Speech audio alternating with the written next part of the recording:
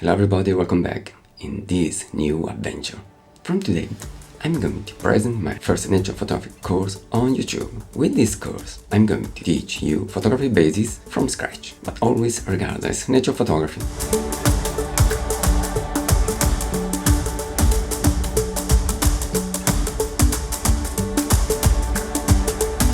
The whole course will be divided in 6 steps, where we can master the main concept of photography, as well as the right way of nature approach. Every main step will have many further steps in order to cover almost every photography aspect. But why I call it 8 minutes YNPC? Well, the reason is simple, because I want to share with you fastly everything I know in almost 8 minutes a video. In this way, I hope not being so boring, and you'll have more time to go outdoor and practicing with my course. This course, born with the intention to do a complete walk in nature photography, from how to use and works a camera to how to approach wildlife. On YouTube, there are plenty of videos about wildlife, but so far I can't find a complete course from scratch, where everything is explained simply. I hope with my effort to fill that gap and to give you my best. I'm really excited to start, so it's better to crack on. But firstly, I want to apologize for my English pronunciation that, I know, is not the best. Sometimes I make some mistakes, sometimes I make many mistakes, so sorry in advance. Anyway, the course will be divided into 6 fundamental parts. Number 1, camera. Number 2, lenses. Number 3, shooting theory. Number 4, composition. Number 5, editing. Number 6, approach to nature. And for each part we are going to analyze the following topics.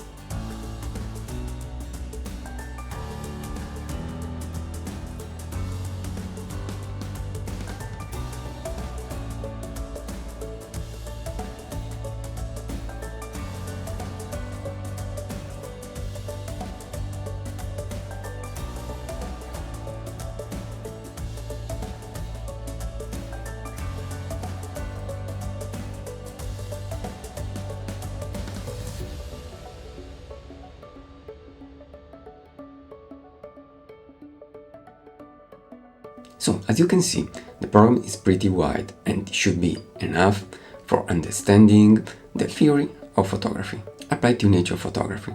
Consider that I'm introducing photography basic concept. This course is for beginners, but I hope will be useful for advanced photographers as well. Of course, I'm always ready to answer to any of your questions, so don't be afraid to read them in the comment section below. Every video course will have a PDF document that will explain the concept told in the video, as well as gives further explanation of some aspects that can be interesting. The PDFs are available on my website at www.giuseppegessa.com.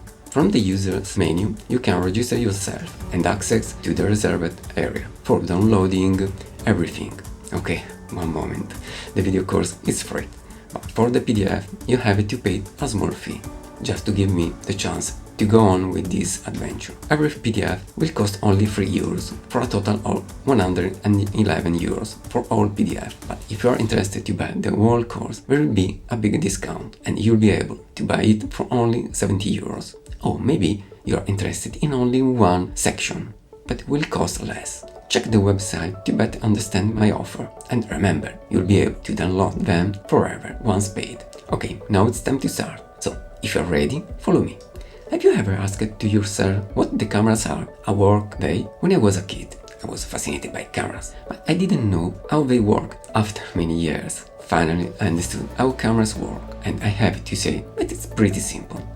Broadly speaking, a camera is nothing more than a box with a hole, the lens, and inside our dear old photography film. Who remembers it? The light enters from the hole that goes to end up on film, which then, in the modern age, became a digital sensor, and this is what we are going to refer from now. That's it. So, a box with a hole. Simple, isn't it? The most simple camera is also called pinhole, where light from a scene passes through the aperture and projects an inverted image on the opposite side of the box, which is known as a camera obscura effect. The size of the images depends on the distance between the object and the pinhole. In the PDF you'll find further information about pinhole.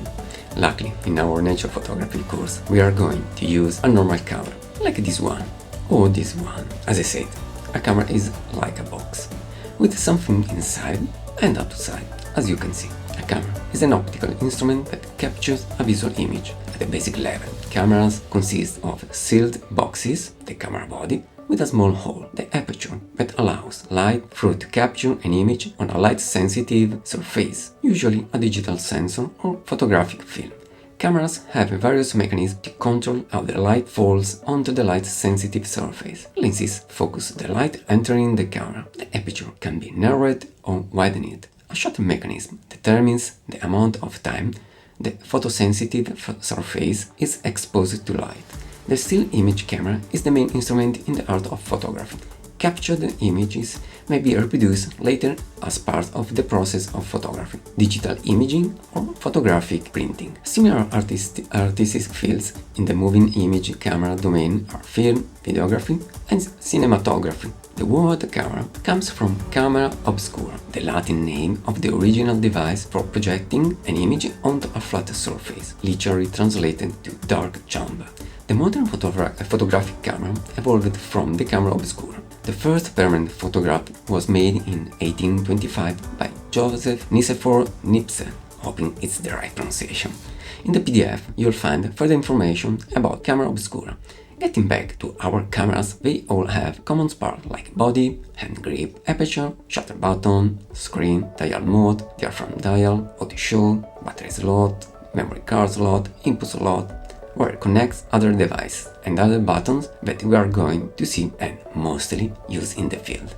As you know, the photography market is changing fastly, and now mirrorless cameras are the main goal of every company. But don't worry, what we'll see in this course can be applied both reflex and mirrorless cameras. Every camera, despite the small size, is a piece of engineering, and inside there are a lot of parts. Cheapest cameras are usually built using plastic materials, and they are not weather sealed, or maybe they can resist a small and short rain. But in my experience, it's always better to protect the camera with a specific cover or a small plastic bag if you don't have anything else. In professional cameras, companies use better material like magnesium alloy, and the cameras are weather sealed. This is an example of a Sony Alpha 9 inside.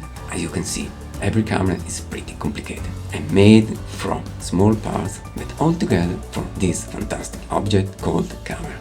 For today is all. I hope it's interesting, and I invite you to write your comments, suggestions and criticism in the comment section below. As I said then, 8 minutes YouTube nature photography course. The first nature photography course on YouTube is free, and I only ask you to subscribe my channel and give me a like. Buying the PDF is not compulsory, but if you want to study the subject in more depth, you'll have the chance going in my website.